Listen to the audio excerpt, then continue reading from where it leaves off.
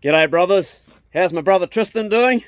Brother Isaac, brother Craig, brother Selwyn, a whole fuckload more of you guys. I hope you're all well. Look at that. It's a caliphon.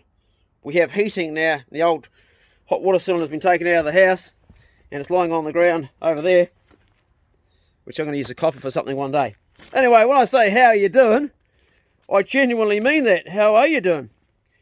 Because this is the Bro Check Club. And whilst I can't check on you guys, you can actually check on yourself.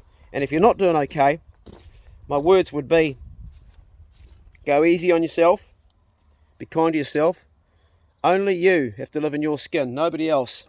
So you are responsible for making sure that you are doing okay. And at times we don't. All of us don't. Whether it's stress at work, or stress in our relationships, or emotional stress because somebody we love, something's going wrong, or we've done something that we regret, or we've done something that's less than graceful, we feel bad about and it's causing us stress. There's all different things that can happen like that, and that is natural. So make sure that you are nice to yourself and look after yourself. Today's video is about this one thing, about not beating yourself up. And it comes from the weekend. Young fella that I've taken out hunting with Smash a few times, and really neat young guy. He's living down south. I keep regular contact with him. And he lost his puppy in the weekend. He sent me a photo on Messenger, because I keep regular contact with him, of this beautiful puppy in bed with a rose on its bed. I didn't realise the puppy was dead.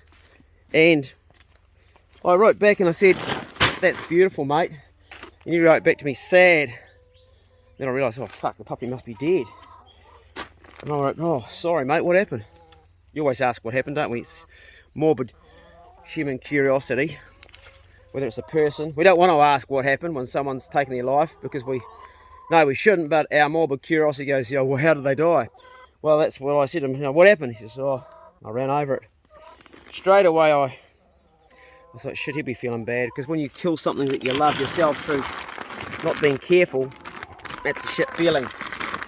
So I didn't say anything to him, because as a kid that's gone through enough shit as it is, and he sure as hell didn't need a lecture from me saying, well, you know, when you're driving around with a vehicle with a car, you've got to take more care. I thought he'll process this and he'll work this out for himself. What I wrote back was, I'm just really sorry, mate.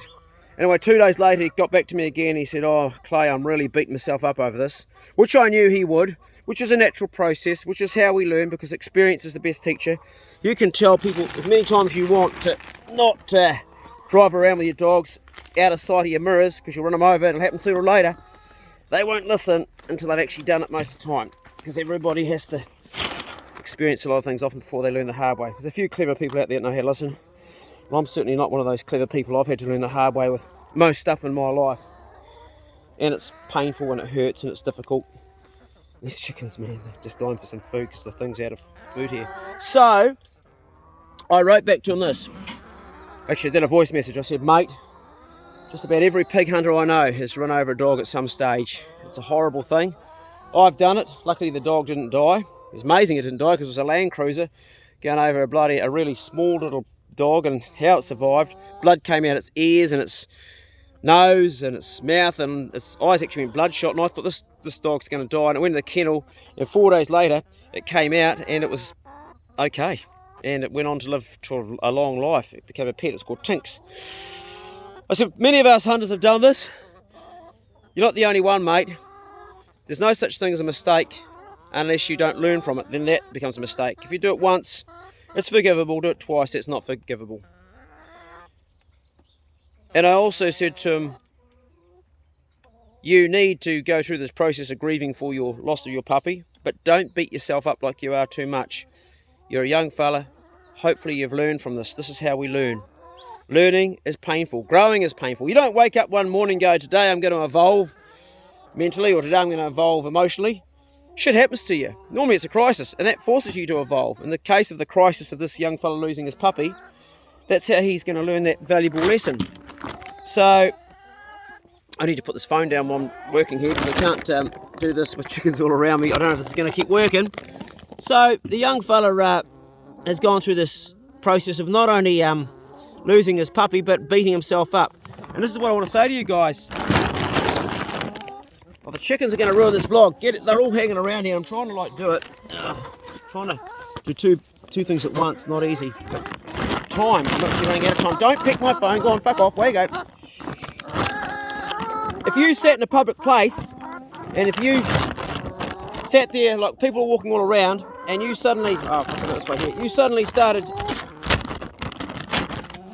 get out there, fuck off chicken. You started banging yourself on the head like this here, or hitting yourself, beating yourself up physically, people would think you're insane. Yet we do it all the time emotionally with things. Oh, I shouldn't have done that, oh, I feel bad about that. What you need to do is change a sentence and go, I feel really bad that I've done this. What can I learn from it so I don't suffer again? And take that on, because that's how we learn stuff. We do make mistakes. We're human. It's part of being human. We make mistakes with our relationships, with the people we love.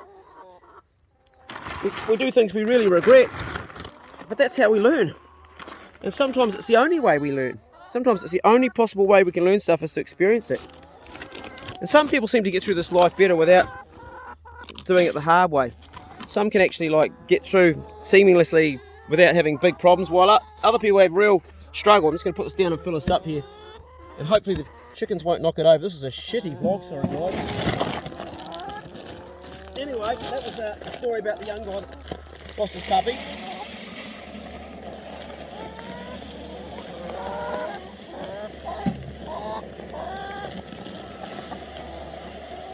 Jeez, that's a lot of feed, guys.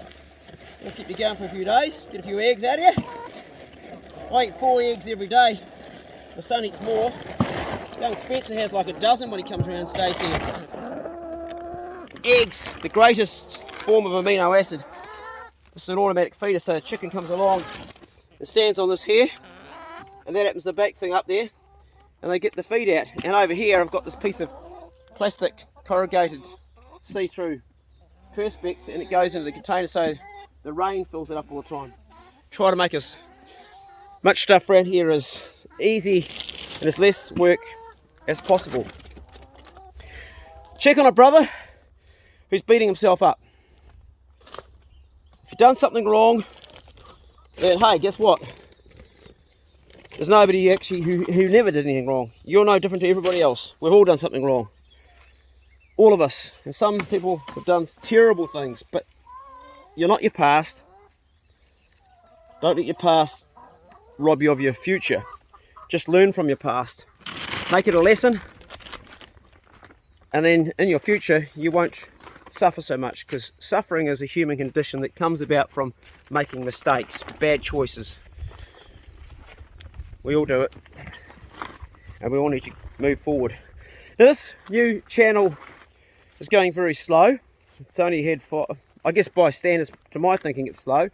It's only had like 500 subscribers in the last month.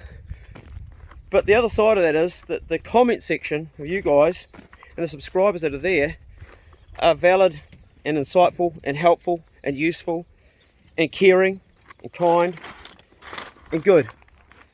So to my thinking, it's better to have 500 subscribers like that actually try to help each other out and share stuff and come up with solutions to each other's problems than it would be to have 20,000 subscribers that are just writing stupid shit and bringing nothing to the table at all. So I want to say to you guys that have subscribed to the channel, thank you. You do make a difference. In 4 weeks now, it's been going, I think, this channel. In 4 weeks, I can tell you right now, there's 3 lives that I know that we've really changed. I'm not going to say them because they want to remain private, but I can tell you that there's 3 lives that we really have helped out. This is the ducks I'm doing now, and I've got my own ones that I bred. I'll just show you around here. This guy's actually born the incubator. From William gave us the incubator. There they go, they're in there. They stay in there all day and they come out to feed and they go back in. They never had a mother. They're from an incubator, aren't you? And do you think I'm going to be able to chop the heads off those 2? I hand raise them. It's like, I know them, they're my mates. But I'll eat you. No trouble at all, mate. Well, you got livestock, you got dead stock.